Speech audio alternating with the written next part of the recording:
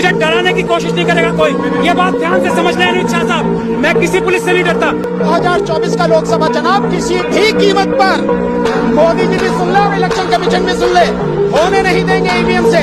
चुनाव होगा 2024 का तो केवल और केवल बैलेट पेपर से होगा, इसके अलावा चुनाव होगा नहीं।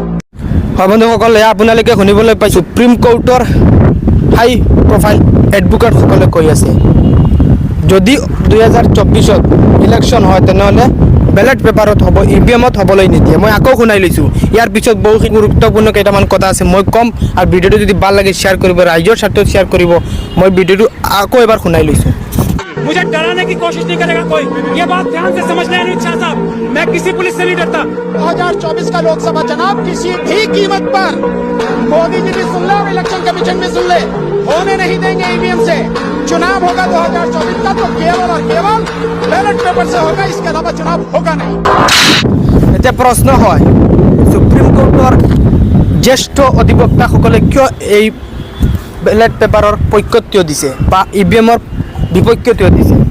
এইবোৰতো জনা শুনা ব্যক্তি হয়, এইবোৰতো আমাৰ নিচিনা আম পাব্লিক নহয়। তেওঁলোকে জানে পৃথিৱীৰ সৰ্বশ্ৰেষ্ঠ শক্তিমান, পৃথিৱীৰ বুদ্ধিজীৱী ডাঙৰ ডাঙৰ বিজ্ঞানী থকা দেশখন হৈছে আমেৰিকা।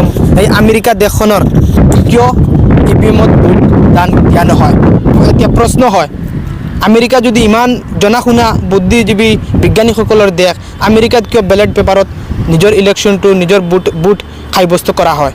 এতিয়া আপোনালোকে প্ৰশ্ন উঠাওক, কিয়নো আমাৰ ভাৰতবৰ্ষতে এডভোকেটসকলে কোৱা মতে ইভিএমত যাতে হ'ব নালাগে, বেলেট পেপাৰত হ'ব লাগে। সেইটো আপোনালোকৰ নিজৰ ৰাইট অধিকাৰ আছে।